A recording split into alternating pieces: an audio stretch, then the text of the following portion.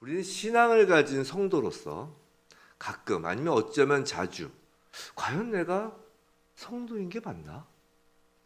과연 내가 온전한 진리로서의 그 복음을 믿고 있는가? 라고 내 신앙에 대해서 좀 의심을 좀 하곤 합니다. 특히 믿음 생활을 어느 정도 좀 오래 하고 또 어느 정도 이제 좀 익숙해진 우리 성도 가운데 어떤 일종의 매너리즘 같은 것에 빠지는 것처럼 느낄 때 그런 의심, 그런 생각이 들곤 합니다. 교회는 출석하는데 또 말씀도 이렇게 읽고 또 듣는데 기도도 하는 것 같은데 무언가 부족한 것 같고 늘 거기로 뭔가 맴도는 답답함을 느끼는 것입니다. 그런데 그럴 때 골로새 교회에 침투한 거짓 교사 이단들은 그런 성도의 빈 마음을 흔들고 어지럽히는 것입니다. 그리스도인의 정체성을 흔들고 교회가 전해준 복음에 대해 의심이 들게 하는 것입니다. 어떤 식으로요? 정죄함으로 성도들의 마음을 이단 거짓 교사들은 흔듭니다. 예를 들면 이런 거예요. 구원파 잘 아시죠? 구원파 같은 이단은 구원파를 잘 알면 안 되는데 여튼 구원파 같은 이단은 구원받은 정확한 날짜를 대지 못하면 지금까지의 모든 신앙이 잘못된 것인 양 정죄함으로 성도의 정체성과 복음의 순수성을 훼손시키는 것입니다. 또는 어떤 거짓 교사는 어떤 지독한 도덕 윤리의 잣대를 들이대며 우리의 신앙인으로서의 정체성과 그 복음의 그 순수성을 흔들어 버리죠. 그런데 바울은 오늘 3절에서 그렇게 신앙의 불안함을 갖는 성도들을 향하여 그들이 얼마나 신실한 그리스도인인지, 다른 말로 하면 신령한 그리스도인인지, 참된 그리스도인인지, 또 그들이 들은 복음이 얼마나 온전한 진리인지를 말해줍니다. 3절에서 감사 인사를 하는 형식으로 말이죠.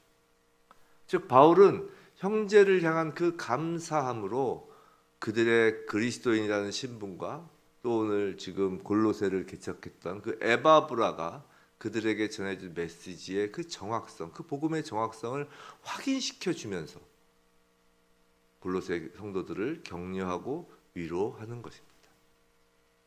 자, 바울은 골로새 교인들에 대해서 이렇게 첫 기록을 하면서 그들도 분명히 어떤 가지고 있었을 그 부정적인 문제를 지적하는 것보다는 먼저 그들에 대한 긍정적인 시각을 그들에게 보여주는 것입니다.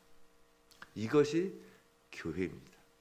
교회는 형제가 서로를 긍정적으로 바라보며 서로를 예수 그리스도의 아버지께 감사의 존재로 여기는 곳입니다.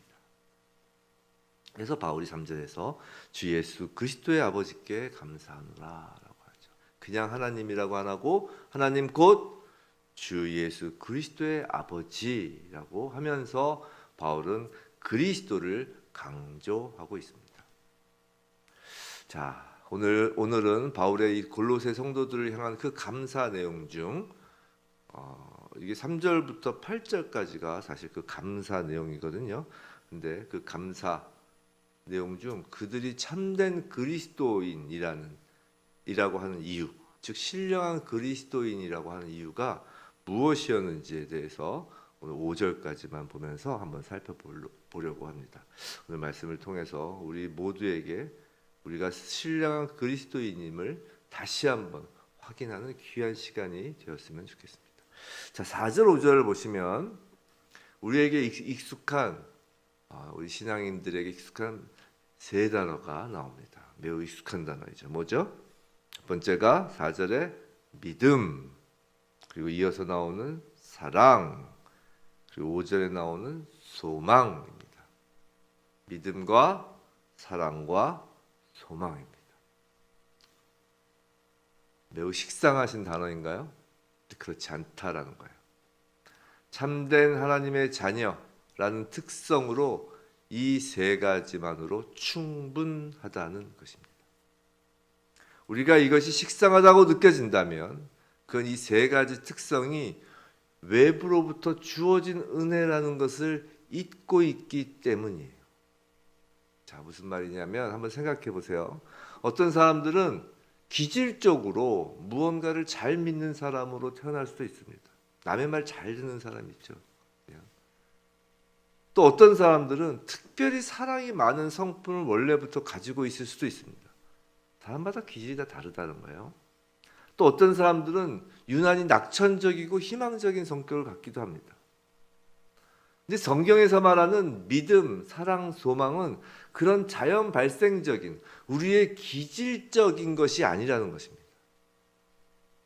그리스도인의 성품, 특성으로서의 믿음, 사랑, 소망은 우리가 갖고 있는 자연적인 기질을 키워가는, 성장시켜가는, 바람직한 방향으로 나아가게 하는 그런 내용의 특성이 아니라는 것입니다. 우리가 믿음, 사랑, 소망이 식상한 이유는 우리의 그런 기질적인 걸 키워가는 것에 대하여 식상해지고 지쳐서인 것이에요. 그런 것이 아님에도 불구하고 말입니다. 믿음, 사랑, 소망, 참된 그리스도인으로서, 신령한 그리스도인으로서 갖추게 될 이 세 가지 특성은 오로지 위로부터 부어지는 신령한 것입니다. 그렇기 때문에 믿음, 사랑, 소망이 신령한 그리스도인이란 무엇인가에 대한 대답이 되는 것입니다. 첫 번째, 참된 그리스도인, 신령한 그리스도인은 그리스도 예수 안에서 믿음을 지니고 있습니다. 여기서 눈여겨볼 것은 단순히 예수 그리스도를 대상으로서, 믿음의 대상으로서 여기는 것, 거기에 그치는 것이 아니라 그리스도 예수 안에서의 믿음이라는 것입니다. 이런 거예요. 이게 무슨 말이냐면 쉽게 얘기해서 그리스도에 대한 믿음을 가지면 우리가 성령을 체험하는 것이 아니라는 것입니다. 성령의 역사심으로 그리스도에 대한 믿음이 드러나는 거라는 거예요. 즉 믿어서 성령 체험하는 것이 아니라 성령이 역사하여 믿게 된다는 것이에요. 그리스도를 믿어서 신령해지는 것이 아니라 우리가 신령한 사람이기에 그리스도를 믿게 된다는 것입니다. 성도 여러분, 여러분에게 믿음이 있으십니까? 그렇다면 그것은 성령의 역사함이며 여러분이 참된 그리스도인, 신령한 그리스도인이라는 증거입니다. 믿음은 결코 식상해질 수 없는 거예요. 왜냐하면 날마다 성령의 역사함이기 때문이죠. 자, 둘째로 모든 성도에 대한 사랑입니다. 모든 성도입니다. 이것은 세상이 알지 못하는 종류의 사랑이에요. 대부분의 사람들은 가족 사랑은 매우 자연스러운 것입니다.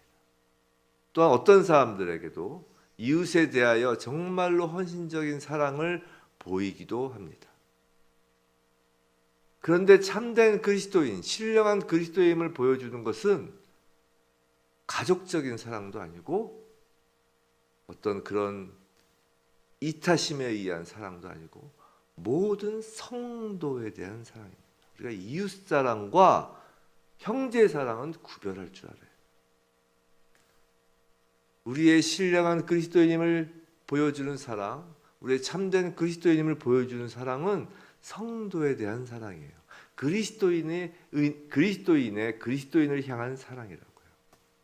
그것은 혈연이나 아니면 인간애에 기초하는 것도 아니에요. 즉 우리 안에서부터 나오는 사랑이 아니라는 거예요.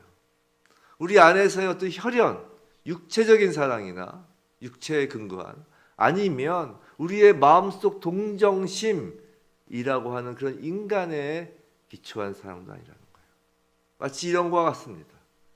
그 모든 성도에 대한 사랑은 예수 그리스도를 같은 주인으로 모신 동료의 그리스도가 같기 때문에 주인이 같기 때문에 갖는 동료의 같은 종으로서의 동료의 예수 그리스도를 군대 장관으로 모신 같은 군대에서의 전우회이고 하나님의 자녀로서 한 아버지를 둔 그 자녀들로서 갖는 형제인 거예요. 그렇기 때문에 우리가 그리스도의 것이 아니라면 우리는 성도로서의 형제를 나눌 수 없는 것입니다. 그 사랑은 성령님이 하나님의 자녀들에게 주시는 매우 독특한 선물이며 하나님의 자녀됨의 표지인 거예요. 자, 믿음과 사랑은 이렇게 성령이 주시는 특성인데 믿음으로 하늘에 계신 그리스도 예수와의 관계를 맺는 것이고요. 또 사랑으로서 땅에 있는 그리스도의 백성들과도 관계를 맺게 되는 그런 성령의 교통하심, 위와 아래와의 성령의 교통하심, 그리고 성도 간의 서로의 교통하심이 성령의 교통하심의 결과예요. 근데 결코 여기서 우리가 간과하지 말아야 할 중요한 것은 그 믿음과 사랑이 소망의 결과라는 것입니다. 4절을 보시면, 5절을 보시면 너희를 위하여 하늘에 쌓아둔 소망으로 말미암음이니라고 하는 거예요. 셋째, 참된 그리스도인, 신령한 그리스도인은 소망으로 말미암습니다. 매우 흥미로운 건 바울은 소망이 믿음과 사랑의 결과라고 하지 않고 오히려 믿음과 사랑이 소망의 결과라고 한다는 거예요. 성도 여러분, 이건 매우 중요한 것입니다. 소망은 분명히 미래와 관련된 것이에요. 소망이란 현세가 아닌 내세에, 즉 우리가 코에 호흡이 있는 이 현세가 아니라 호흡이 떠난 후 내세에 성도들을 위해 예비된 그 측량할 수 없는 하늘의 복에 대한 확신과 기대가 소망인 거예요. 어렵게 생각할 거 없어요. 소망은 새하늘과 새 땅, 천국에서 우리가 누리게 될 복을 얘기하는 거예요. 그 소망이 흐려지고, 미래의 그 소망이 흐려지고, 그 미래에 대한 그 소망, 그 복에 대한 그 기대가 잊혀지기 때문에 하늘로부터 받아 현세에서 누리는 믿음과 사랑이 매너리즘에 빠지고 식상해지는 것입니다. 소망이 흐려지기에 믿음과 사랑이 늘 그저 거긴 것 같고 식상해지는 거예요. 매너리즘에 빠지는 거예요.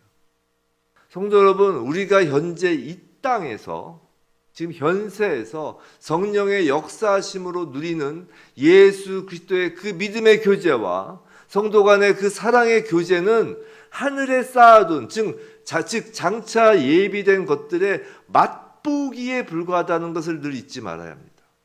누가 뭐라 해도, 저도 평상시에 또 설교 강단에서 또 성경 공부 또 이렇게 그 성도님들과 말씀하는 가운데 이 땅에서 천국을 누리는 것이 중요하다라고 말을 하지만 그것이 전부다, 그것이 크다라고 얘기하는 것이 아닙니다.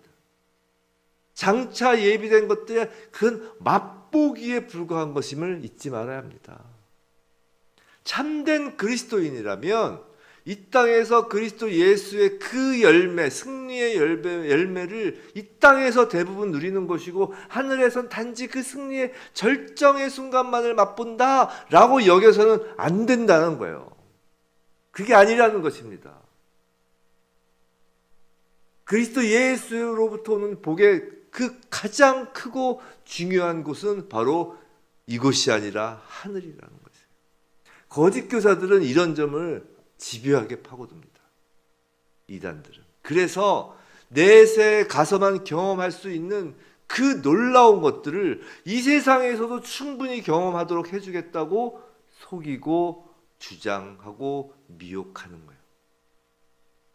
이 땅에서 누리는 것이 중요하지만 그것이 전부가 아니고 그보다 더 중요한 내세의 복이 있음에도 거짓 교사, 이단들은 이 땅에서 그것을 누리자고 하는 것입니다. 또한 거짓 교사들은 그러므로 성경에서 말하는 그 오래 참고 인내하며 기다린다라는 이 그리스도인의 덕목을 어리석은 것으로 여기게 하는 것입니다. 그리고 지금 모든 것을 누릴 권리가 있다고, 그리스도인이라면 하나님이 능력 주셔서 이 땅에서 모든 것을 누릴 수 있다, 그것이 참된 능력이다 라고 미혹하는 거예요. 그러나 성도 여러분, 결코 그렇지 않습니다. 복음의 놀라운 가치는, 복음의 놀라운 능력은 복음의 놀라운 보물은 지금 하나님 우편에 계신 그리스도 예수 그리스도 안에 있는 것입니다. 그리고 예수 그리스도께서 오실 때, 다시 오실 때에만 우리가 그것을 온전히 누릴 수 있는 것이에요. 그 소망으로 말미암아 이 땅에서 지치지 않고 인내하며 날마다 활력 있게 믿음의 생활과 사랑의 실천을 할 수 있는 것입니다. 소망 없는 믿음은 자기 확신에 그치고 소망 없는 사랑은 인간에 의해 머무는 것입니다. 사랑하는 성도 여러분, 날마다의 일상 속에서 땅만 바라보며 살고 있는 우리에게 이 아침 하나님이 들려주시는 음성을 듣기를 원합니다. 이제 고개를 들어 하늘을 보라 하십니다. 하늘로부터 예수 그리스도께서 오셨고 하늘로부터 성령이 오시며 이제 곧 하늘로부터 다시 예수께서 오실 것입니다. 하늘에 쌓아둔 소망으로 말미암아 믿음과 사랑의 이 땅에서의 우리의 삶이 날마다 새로워지는 것입니다. 하늘을 보며 우리가 예수를 날마다 찾고 부르며 소망할 때 우리는 믿음, 사랑, 소망으로 충만한 신령한 그리스도인으로서 또 다른 누군가의 감사가 될 것입니다. 그것이 신령한 그리스도인의 능력입니다. 부디 저와 여러분 이 아침에 하늘을 바라보며 예수 그리스도의 그 신령한 이름을 부르면서 참된 그리스도인, 신령한 그리스도인으로 살아가길 주님의 이름으로 축원합니다.